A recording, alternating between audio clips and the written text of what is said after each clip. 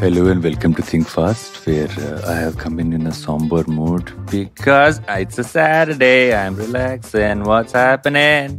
What's going on? Why do you have a new accent every time we talk? I'm trying to become a voice artist. I will become eventually a person who will do multiple characters in an audio drama by myself. Amazing. I will. Amazing. Yes, that is my future. Please rent out those services on OnlyFans along with all the other services you rent out on OnlyFans.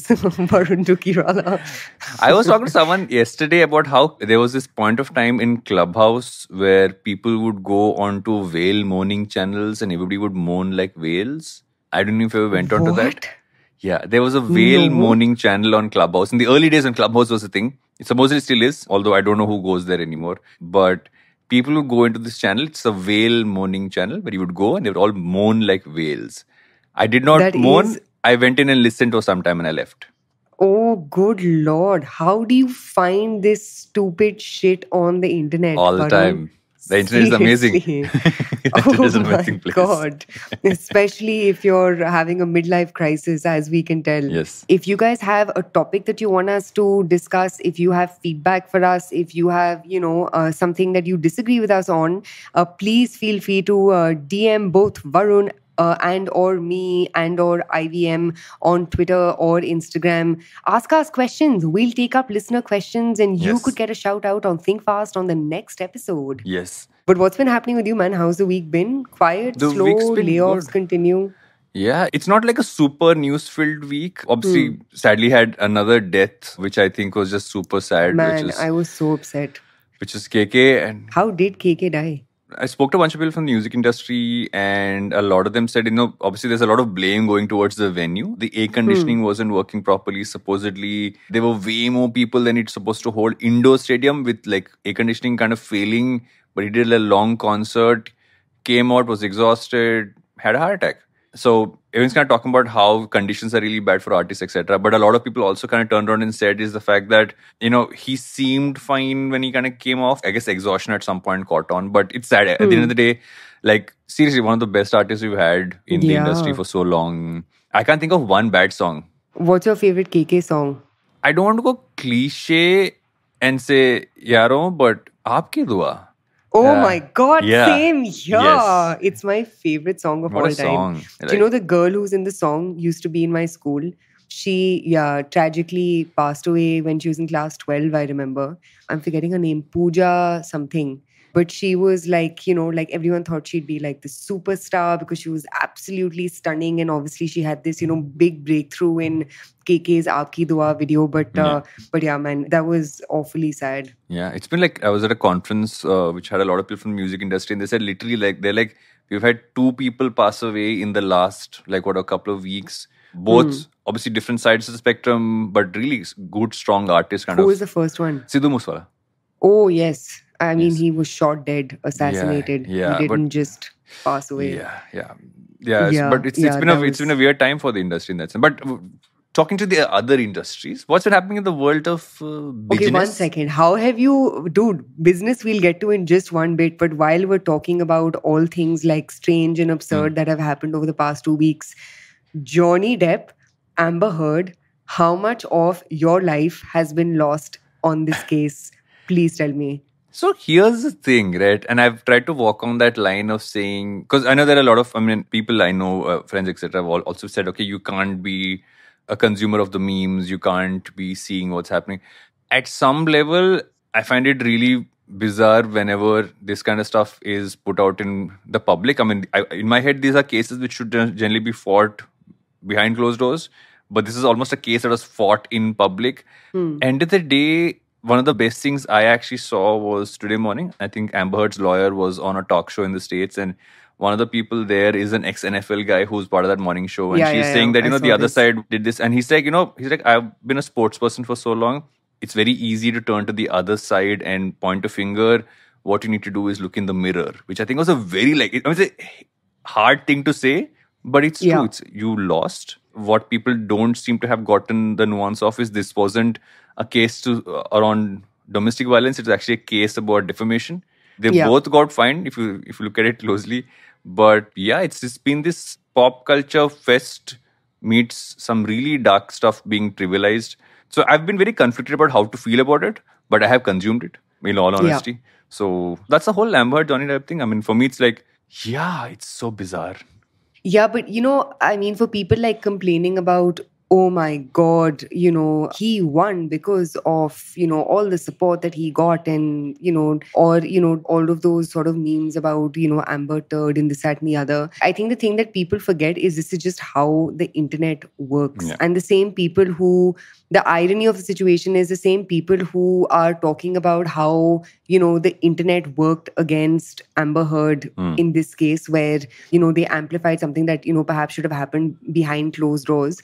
I mean, to each of you guys who has, done this, think about the last time you spoke out of context without any facts and called someone else out without really knowing, what was happening within their context. It's just the hypocrisy of it all I find nauseating, because irrespective of, quote unquote, whose side, honestly, I just watched it because I just thought it was a masterclass in how cases are won and lost. Yeah. You know what I mean? Like, it was literally just a masterclass in like the legal really good profession. legal team, really bad legal team. I mean, that's a case study of that. Like, just like how not to do it and how to do it. I agree. Yeah, but getting back to the world of business, this week's had a couple of big pieces of news. I think one, of course, which we're going to talk about in just a bit, is Sheryl Sandberg has finally decided to hang her coat, or whatever the muhavra is, and she is moving out of Meta as the COO. This was long time coming, but we're going to talk about this in a bit.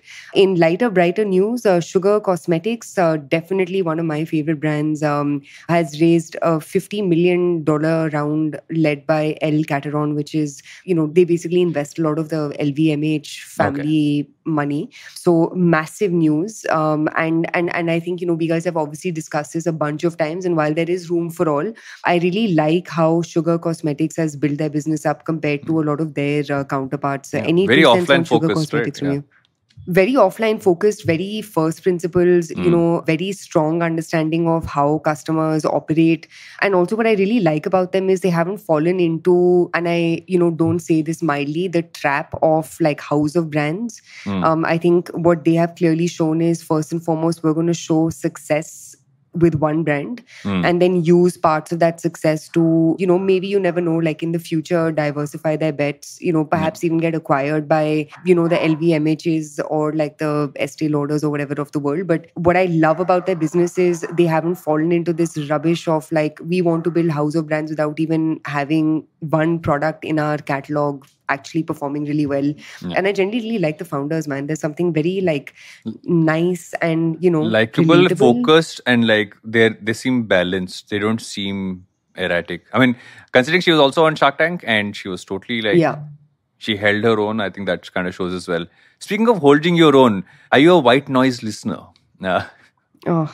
This piece of news was insane. What are we doing with our lives, man? Yeah, what are we doing with our lives? There's the entire article about how Spotify podcasters are making $18,000 a month with nothing but white noise as a podcast. If you think about it, and I'm weirdly referencing Clubhouse way too much today, that's also what you used to get. You should have a lot of lo-fi music, white noise as channels, and people just listen to it all day long.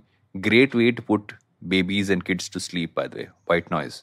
Play white noise in the background. Actually, you will sleep like a baby if you play white noise in the background. So I'm going to try that out. I can understand why this is a thing, but $18,000 a month? This is the new business model, IBM. No longer us yapping away, just play white noise.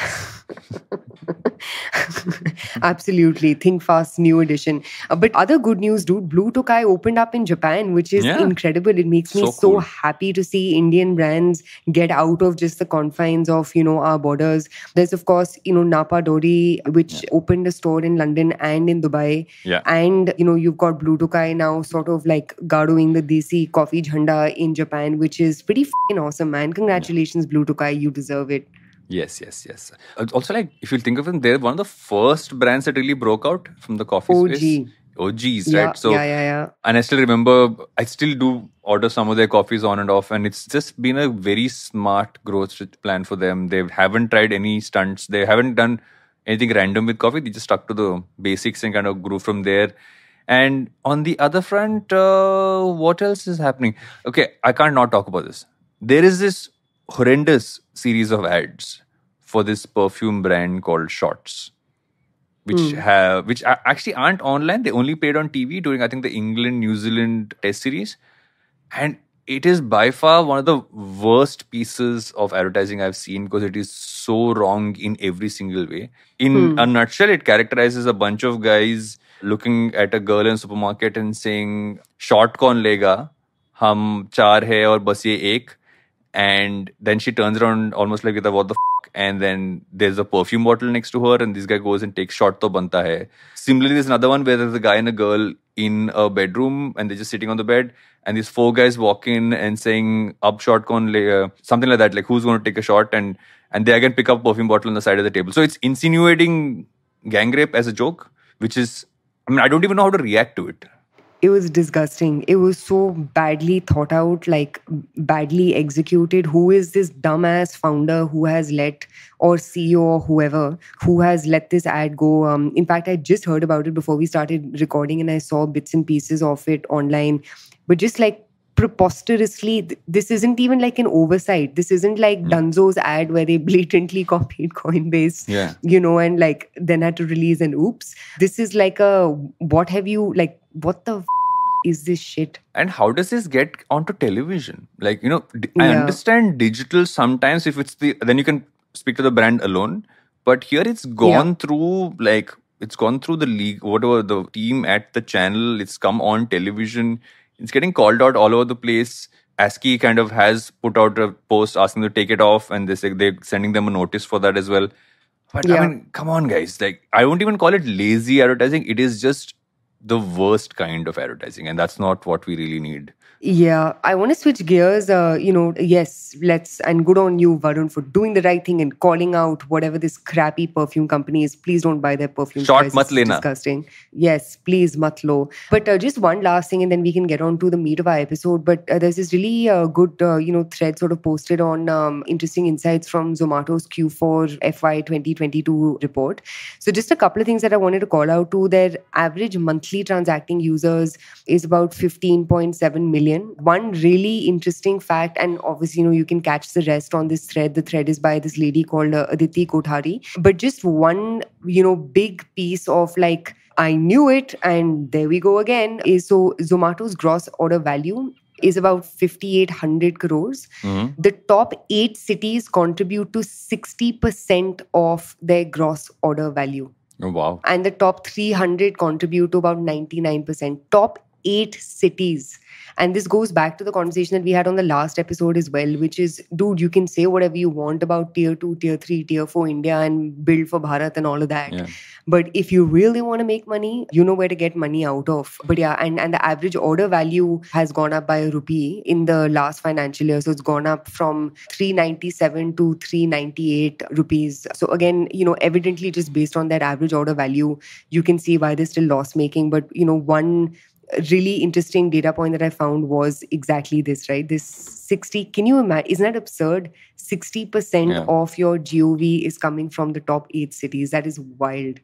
And also then talks about what is the business model in terms of like, do you need to scale then? Do you double down on what you already have in the cities versus just trying to spread wider? Because the wider doesn't seem to be adding more to the bottom line. But you're seeing more information come out about this, right? So apparently Swiggy is looking at going into categories outside of just food delivery. I don't know if you saw this, but I saw some murmurings on Twitter. I think there's an article also either in the Economic Times or one of these larger publications where Swiggy is looking at getting into other categories. They're trying to target, D2C/independent brands. Swiggy, if you're listening to this, do not do that. And in case you're attempting this, you're more than welcome to reach out to us and we can give you a guidebook on, how to think about small independent brands. But I find it like fascinating. And, it was funny when I was reading that you kind of juxtapose it to, things that Google Pay, Phone Pay and Paytm have tried. So Paytm had this thing called Minis where they, where independent brands could have mini apps within the Paytm app. Yeah. Google Pay did the same thing. Phone Pay did the same thing. How do we know? Because we were their partners on all of this, we being LBB.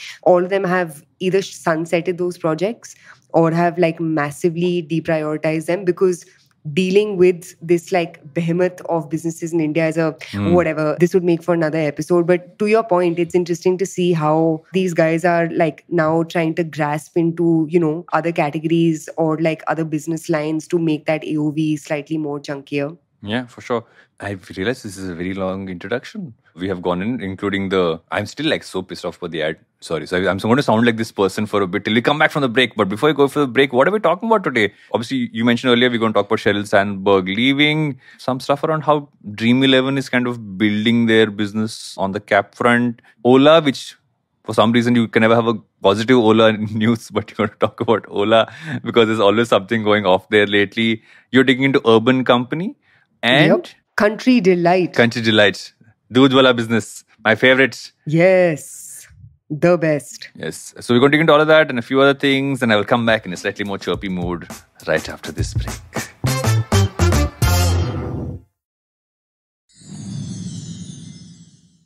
Welcome back to Think Fast, where I am back in a happy mood. But also, I think there's someone else who's got a happy mood, which is Sheryl Sandberg. She's like, Tata, okay, mate, chali. I'm going to do other shit in my life. I've been doing this for too long. But 14 years. 14 years. Yeah, it's a long time. I know. Indian engineers learn something. It's very funny. She spent 14 years at Facebook. I have spent 13 years at Glitch. Not a comparison. I just realized that I've been at Glitch also for very long. Are you signaling something, Varun? I'm not signaling anything. I'm not signaling anything. Broken on. Think fast first. Yes, that Varun thinks he is Sheryl Sandberg. But no, I do not think I'm Sheryl Sandberg in any context of the word. I don't know if that's what you meant. You have a personality though. Mildly narcissistic. Yes, that is true. I also have this like nice... written a book. Getting on to the next one. Yes. Sorry, getting back to the Sheryl Sandberg story. I talk like a philosopher. So does she. But, I mean, let's take a step back and just think about her journey, right? Obviously, she came in from Google to Facebook. Many people at that time thought it was a bad move for her, saying, why would you do that? But all the problems aside, you have to give her credit where it's due for really having built that business model, because in many ways, she built that business. I mean, Mark Zuckerberg being the genius that he is, you can't take that away from him. But the actual core business, them building that advertising focused business, really scale that up for a social media giant, it's largely been her. Yeah, 100%.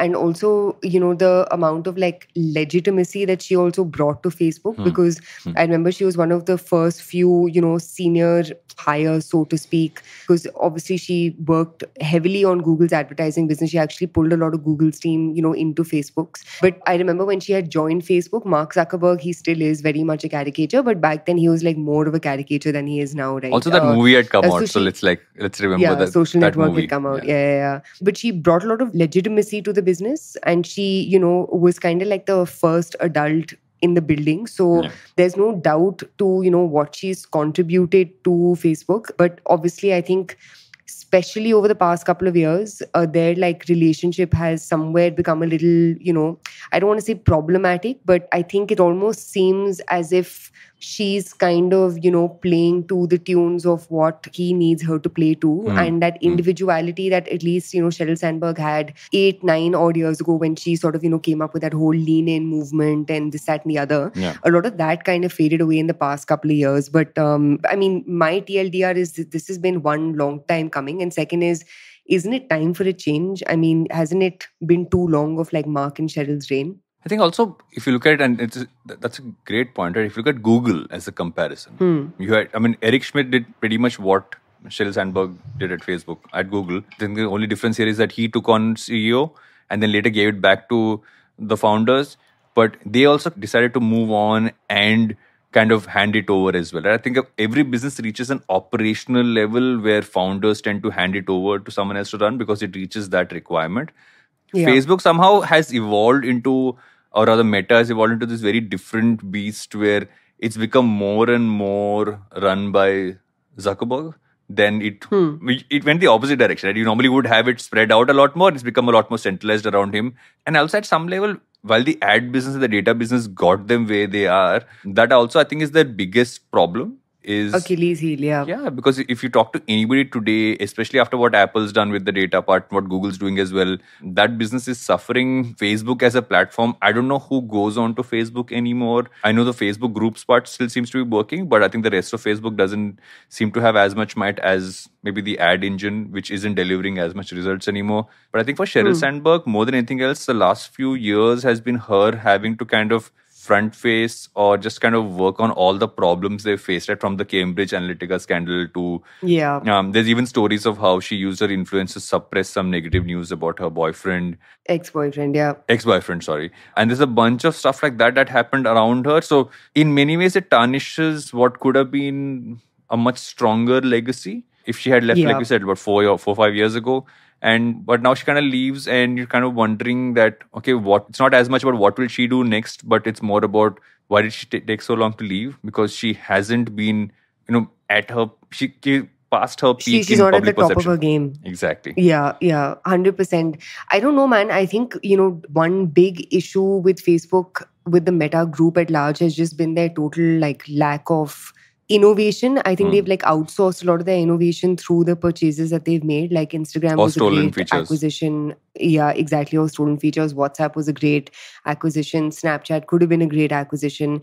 They also haven't made too many acquisitions in the recent past. Yeah, actually, if you think about it, nothing in the recent past has truly been as breakout as, WhatsApp or Instagram. But I think long story short over here is, at the end of the day, the guy who seems to be in command is Mark. So my question to you is, do you think this is beginning of the end? You know what I mean? Sheryl's out. Up next will be Mark Zuckerberg. And we both of us were listening to Pivot before this. And I think the one thing that came up in that episode was how, Jeff Bezos sort of moving away, not sort of, he's stepping down as CEO of Amazon, has somehow made it okay, acceptable and cool for CEOs to depart without there being this furor about, oh my God, something must be wrong with the company, which is why the person's leaving.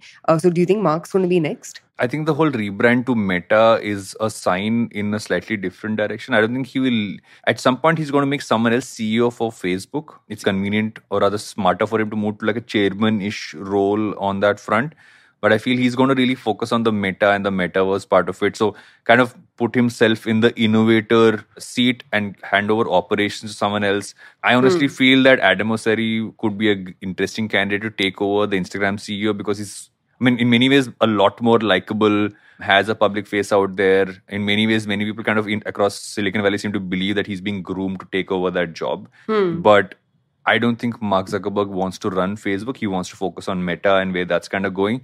And I think that's where he might go. He might not move on and become Charakthin uncle like Jeff Bezos, but but I think this could be the way he'll go. He'll just go into the metaverse where he might just blend in very nicely.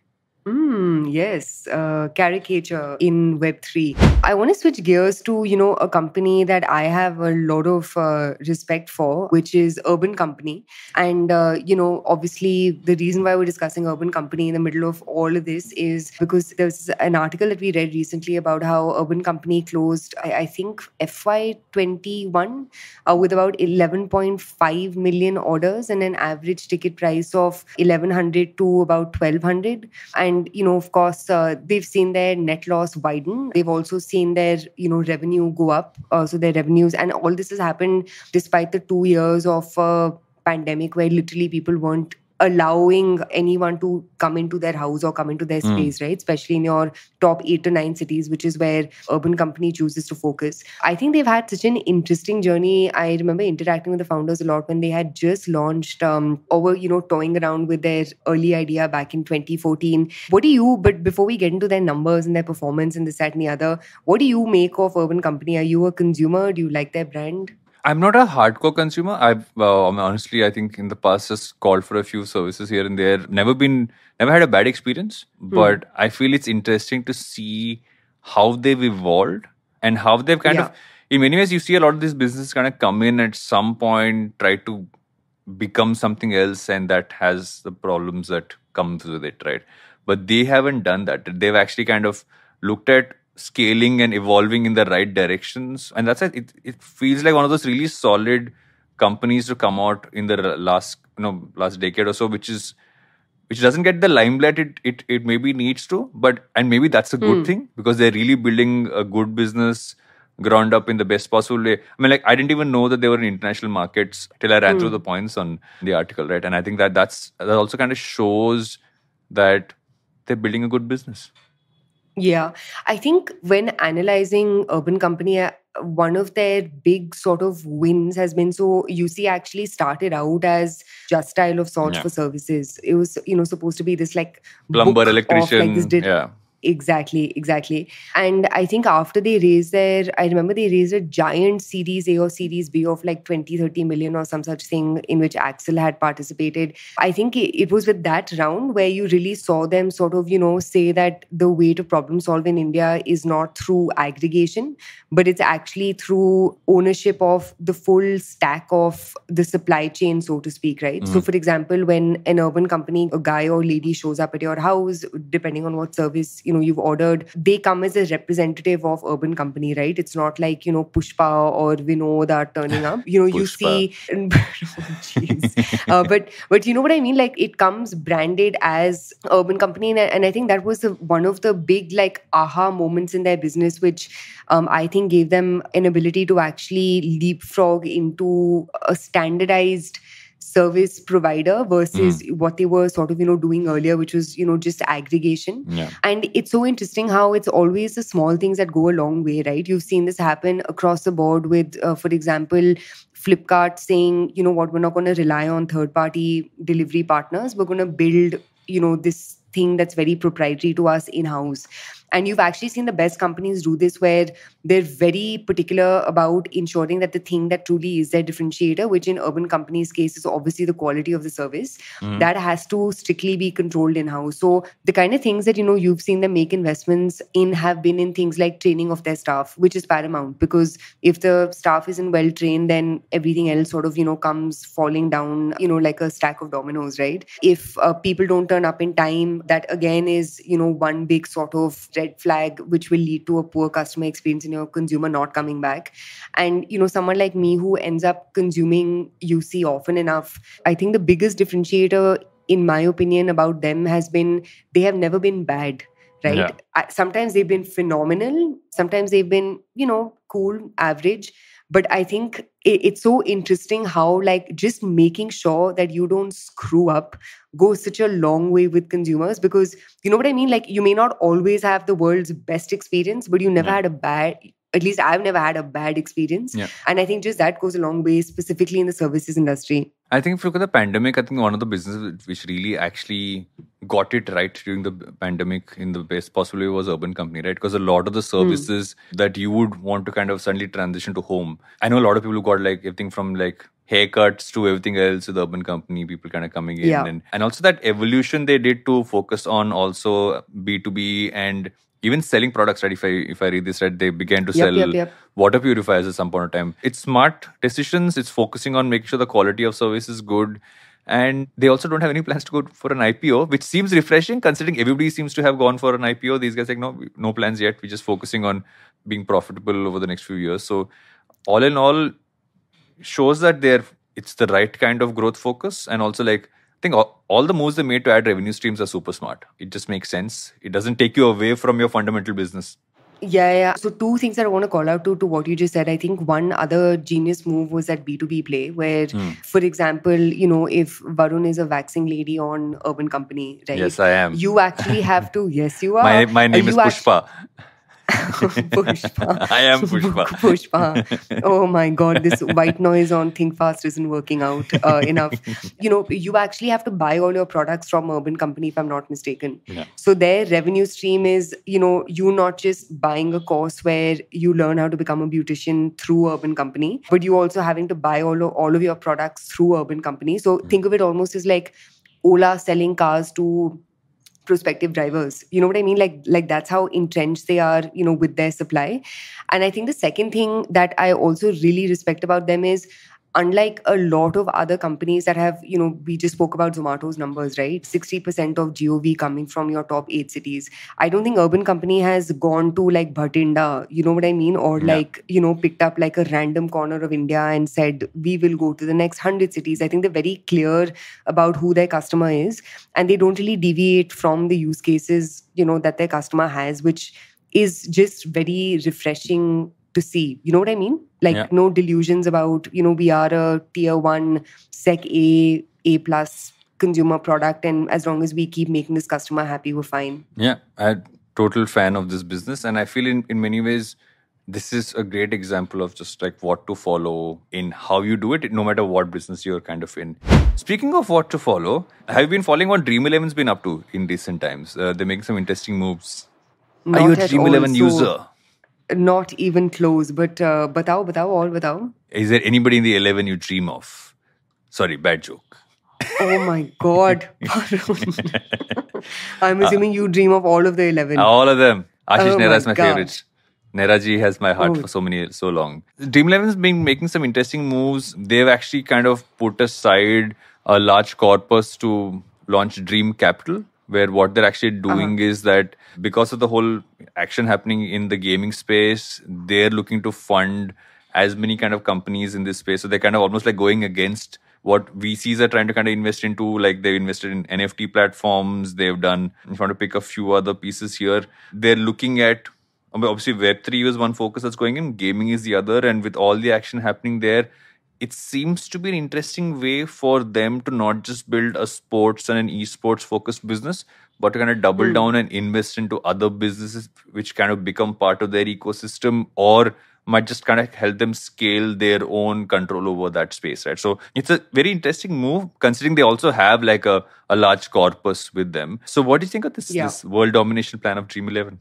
I think more than world domination, the thing where, and we've discussed this before, but like where Dream 11 sits so precariously is they are like, I don't want to use the term borderline illegal, but you know what I mean? They're like, it's a very like fine line in between gambling, which is illegal, and, esports, which is, obviously legal, but has its restrictions. So I think what they're doing is, and also the other big problem with, MPL, Dream 11 and all these other guys, there's a heavy reliance on cricket, right? There's literally no other sport that has caught on or contributes as much to usage as cricket. So I think more than anything else, this is like a sound strategy to not have all of your eggs in one bucket, just in case, God forbid, some government official wakes up one day and says, sorry guys, but this, just like cryptocurrency, is going to be regulated by ABC, XYZ. And it takes like, it takes a bout of bad press to suddenly have the government's eyes on you, right? I mean, you're seeing it happening in EV as well, where it takes like a bunch of There were some issues in Karnataka, if I remember right, that happened with them. Yeah. We discussed this in a past episode. There's this really good article in Rest of the World which spoke about how a lot of like folks have gone bankrupt, have, fallen into patterns of alcoholism, etc., because they've, bet like their, day's earnings or their monthly's earnings on these esports platforms. So there has been a lot of that criticism, and, it's exactly that, right? It takes one bad article to suddenly have like the eye of Sauron like staring down at you. More than anything else, I think this is a good move for them to also have their own back and not have all of their eggs in one basket, just in case, their fortunes change overnight. I think also the spread of investments they're doing is smart. Just kind of name a few, right? Recently, they invested into an NFT platform called, it's a cricket-focused NFT platform called Rario. They've also invested into the fitness marketplace, which is Fitter, Elivar, which is sporting apparel maker. So it's anything that's connected to sport in some form. I guess something has to be closely connected. But I mean, if I look at Fitter, it's not like it's like that closely connected to what Dream Sports' larger plans are, but it's interesting they went there as well. Supposedly close to they might have about close to 100 million to kind of put into startups across the board. Between 1 and 200 million is what the Ken article kind of calls out. Yeah. And they also have Fan Code, which is sports content streaming and e-commerce. So it's a nice mix of things. I guess what will kind of show is the fact that takeaway reliance from Dream 11, which is its obviously biggest part of the business, what you kind of spoke about, to kind of spread it wide so that something like this happens, then you kind of balance the whole thing out. But I guess the only other side of the question is that while they might invest into this, as it still depends on them investing into the right companies. In many ways, you are seeing so many blowout platforms kind of coming out of this. Like Router is a great example of that. Of just like the way Router has really scaled in recent times is actually a great kind of case study to talk about. What is Router? Router is this esports streaming platform. It started off as a sports online platform and for fans, and kind of pivoted towards a live streaming platform for esports. How interesting. Or like a Twitch, basically. Yeah, phenomenal growth. They really cracked a few things. They cracked tools for streamers and they cracked monetization for them. Raised a crazy amount of money recently. I was going to pick that up and try and find that number. But they're actually a great case study of someone pivoting towards esports and streaming and doing it really well. Super founder like Piyush is a great guy who's actually had to kind of go hop, skip and jump, keep evolving the model till it kind of worked. And once it worked, it kind of just like rocket shipped over there. So you have examples like that happening. And they got invested by Krafton, which is the South Korean company, if I remember right. Gaming focus fund. Yeah. So they invested into Router. So lots happening there. And I guess for Dream Sports, it's going to be about as much as you might invest. Is this going to be the right investment or not? Is what will show. But I think it's a smart move to kind of spread it this way. Yeah, and it could be one of two things, right? It could be, I don't know, either their existing model is so set in stone where you need to find new interesting problems to solve for. Or, for example, maybe one of their realizations has been that, to actually win in this space, you need to be an ecosystem play and not a, you know what I mean? And not just tackle like one part of the ecosystem and assume by just doing that, you'll be able to get market share in the long run. So interesting moves, man. A nice story that you found online. And I'm not a gaming enthusiast at all, but I've always find this space to be super interesting. I love the business of streaming. It's become something I'm super intrigued by. And there is so much happening there which we don't talk about enough. Maybe we should do pick up streaming in one of the next episodes. There's so much happening in that space. And get an expert on board. Yes. And learn from them instead of... Yes, we haven't had an expert in a while. Instead of having us yoga and psychobabble or but like people like us. I have an expert. Babble. Not an expert streamer, but oh my God, he's going to bring of a everything. Toy on, guys. Dwayne Johnson is back. Jeez, Louise. He brings everything to the table. And he brings a break. He brings a break. He brings a break. It's time to take a break, and we'll be right back after me and Dwayne have a side chat.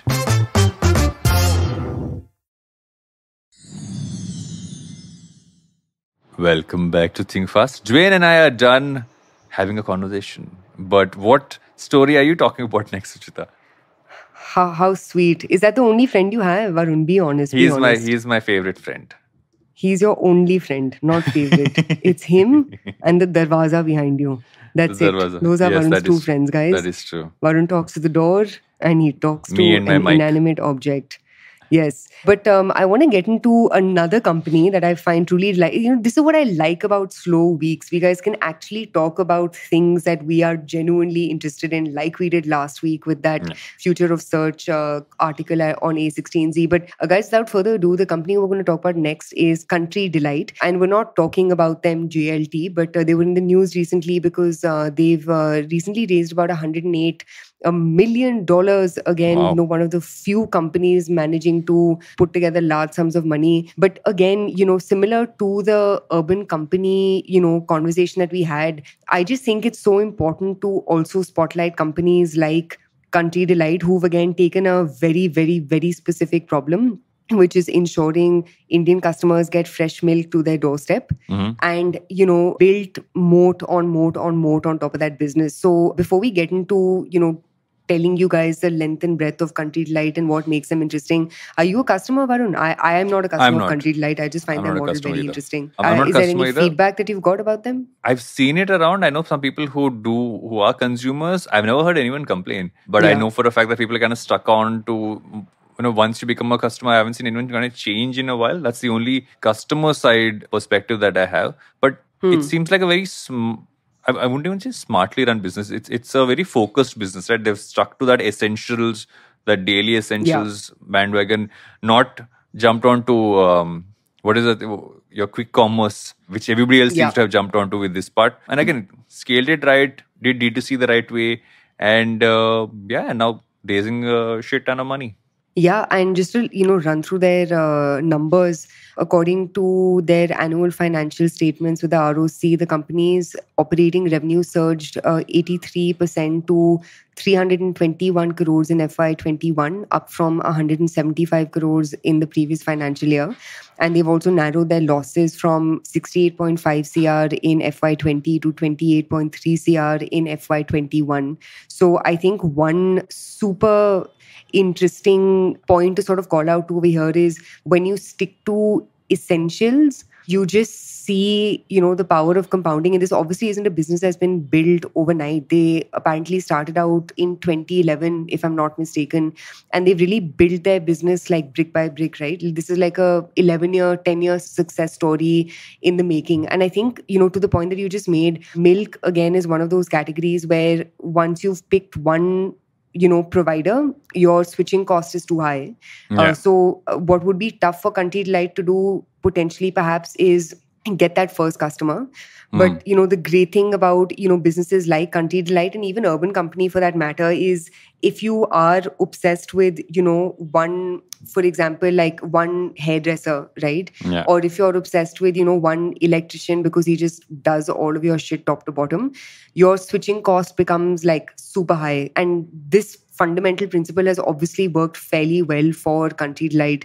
You spoke about them not sort of falling into this trap of quick commerce and this, that, and the other. But if you look at fundamentally, the problem statement that they picked up on was a couple of things, right? Number one is Indian consumers generally care about freshness. I don't think Indian consumers give too many shits about traceability, but unlike the West, right? Unlike America, where, you'll buy a brand like Dairy Pure and the milk lasts for, 10 to 15 days.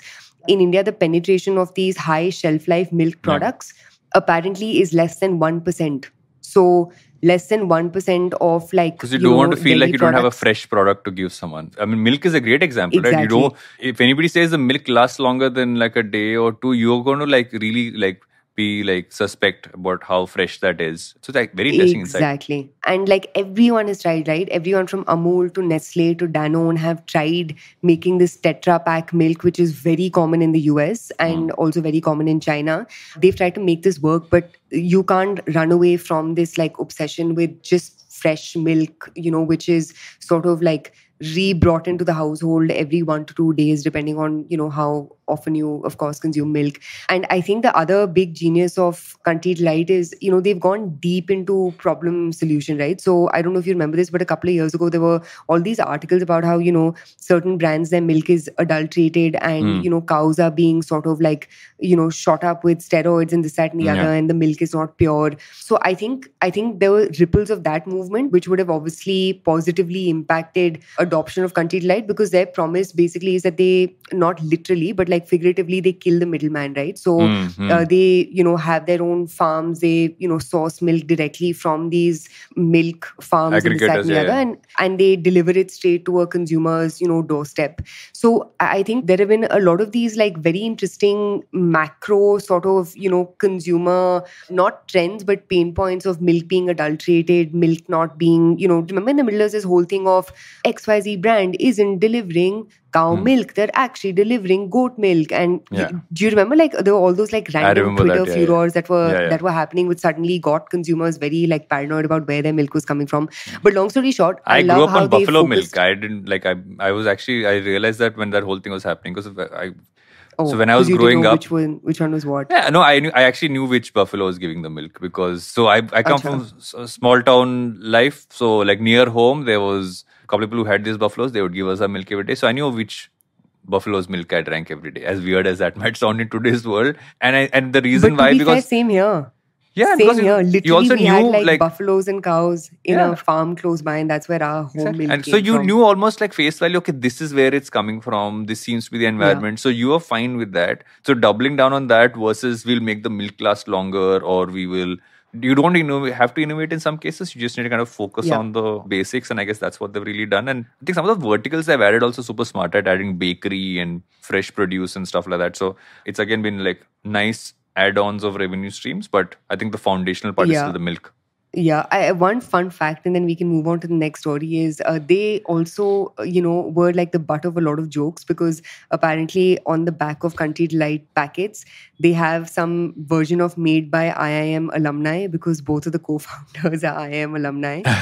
And they were like the butt of a bunch of jokes because I remember some Aditi Mittal, that comedian, tweeted about how, this is like IIM milking that I went to IIM and, putting it on the back of labels. So there have been a lot of As like long these as they're really not part funny, of IIM, IITIIMshadi.com, if you know of that oh my platform. God, no, I don't know of that platform. You don't know about, But okay, yeah, one fun second. fact, We man. got to do a What is fun this? segue. There was a platform that was called IITIIMshadi.com that came out recently. It's been about a month old story where basically for you to be on the Shadi platform, you have to have come from an IIT or an IIM. I think the tagline was Alumni Matters or something like that. Oh my God. But best fact, founder went to SPJN. Brand ambassador is Karan Johar. He didn't go to any IIT or IIM. It does not get more fun than this. That's amazing. That's amazing. That's a good segue. Is that where you found Pooja? Tell us. Be honest. No. I weirdly enough, I have Chetan Bhagat to thank for me meeting Pooja. Yes, I went to What went for a is marketing this conference. absurd story? Went for a marketing conference. Chetan Bhagat was talking on stage. I was very bored, looking around. She was bored. She was looking around. We just ended up having a conversation. That's how I met Pooja. Thanks to Chetan Bhagat. So okay. Oh, so indirectly because he was boring you. Got it. Yes. Last story of the day. Last story of the day, which is Ola. Everybody's favorite company to kind of shit on for, I guess, many of the right reasons because they really have been having a bad time in recent times. There's this article on the Morning Context about how Ola's fundamental cab business, which is obviously their, which is actually their business. I mean, they've gone to this whole electrical scooter space, which has been chaos to say the least in recent months and over the last year. But what's really struggled and suffered is their cab business. Yeah. There's high attrition, there are supply constraints, there's complaints from consumers. All in all, it seems to be this business that's really breaking apart at a foundational level, which isn't good news considering Ola I remember the early days, there were times when I would choose an Ola over an Uber because I knew the Ola quality of the cab and the service was so much better. But now we're looking at it from this lens. So first reactions?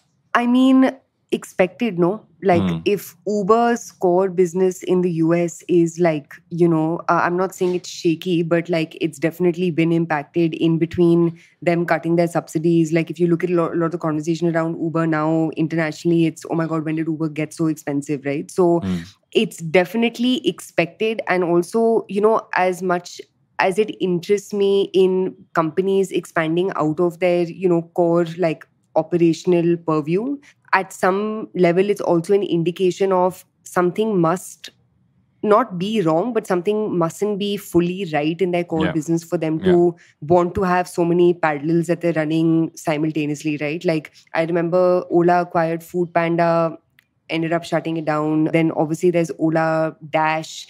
Ola also, I think in the middle still is, I don't know, doing a lot of like food delivery and the likes, right? Now they're trying to sort of compete in like quick commerce. And obviously, in the middle of all of this, they've got this like big sort of mess in their hands in the form of, Ola EV.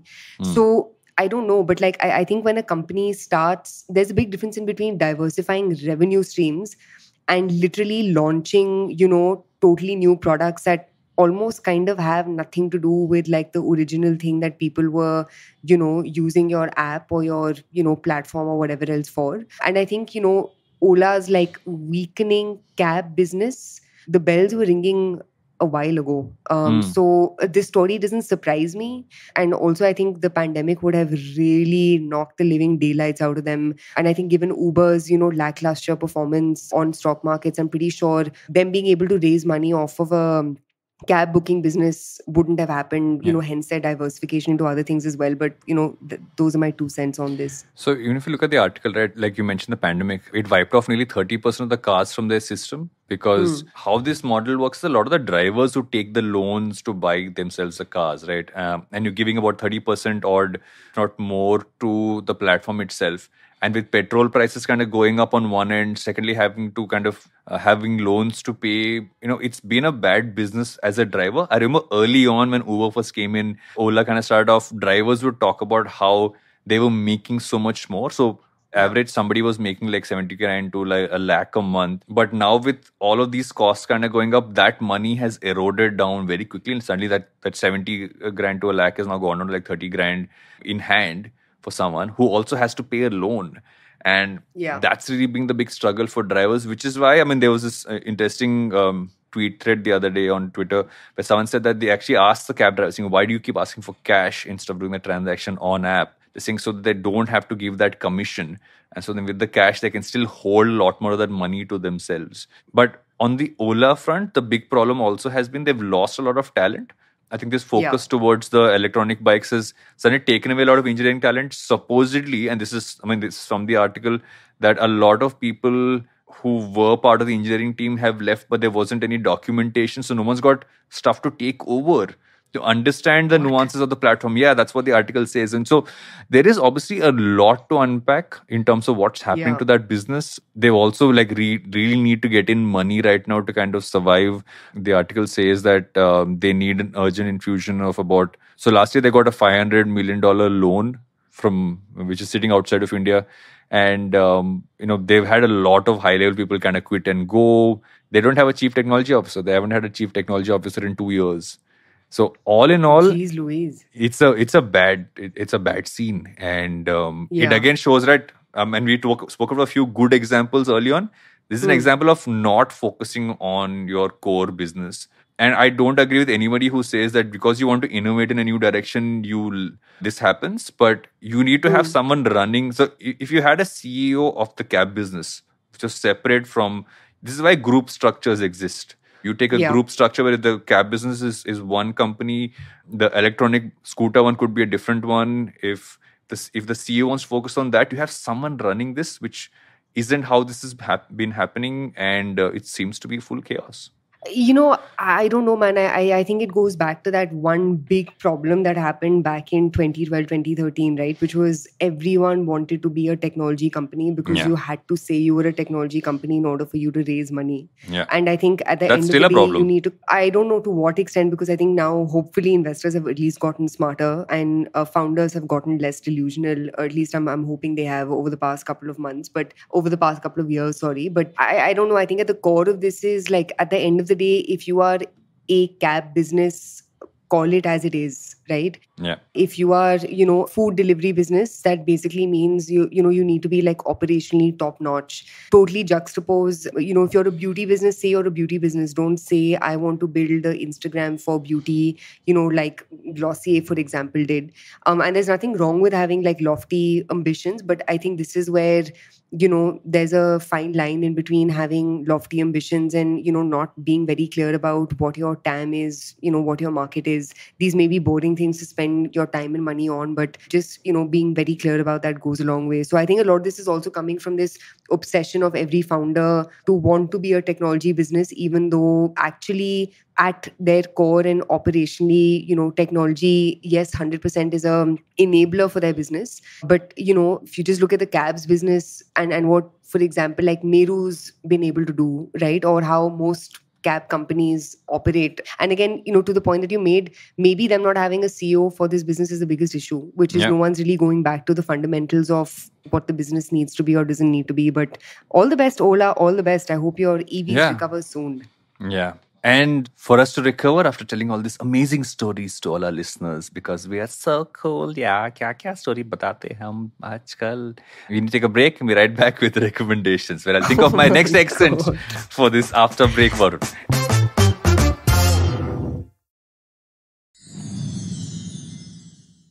Welcome back to Think Fast, where अभी क्या recommendation है आपका, madam? बताइए क्या है आपका recommendation?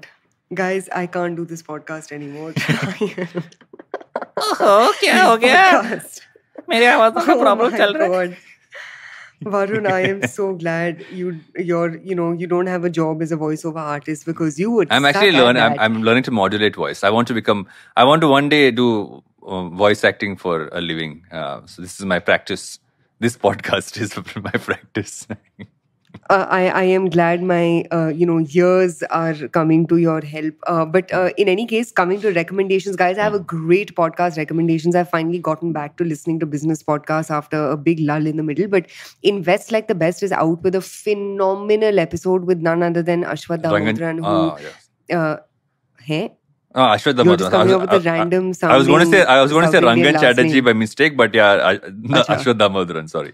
Yeah. Yeah, with Ashwath Damodran. It's a phenomenal episode, especially for those of you who aren't being able to make too much sense of where, the financial markets are at. Ashwath Damodran is a professor at NYU Stern, and he also has this really cool, website/blog that you can check out. And he's given a lot of interviews. He actually gave this very good interview with the Cap Table where he spoke about Paytm and the Indian IPO performances, that and the other. But Ashwath Damodran generally is a guy who you should follow, but very specifically listen to this podcast. It helps make sense of a little bit of the craziness that's happening in the financial markets. Yeah. I actually have a slightly weird but good recommendation. Like my recommendations always are. There's a playlist called Nature Stroll on Spotify. I've actually found it recently. What? It's super. Yeah, it's called Nature Stroll. It's like nature sounds, but like there's music and stuff. It's really nice. It's like one of those really peaceful things you can listen to. I'm moving into this space of music a lot in recent times during the day. It's good to have play in the background, but Nature Stroll, give it a listen. It's great for a walk. It's great to just kind of play in the background. It's peaceful. So check the playlist out. It's called Nature Stroll. Lovely. And on that note, toodles, my poodles. Bye. Toodles. Bye, guys.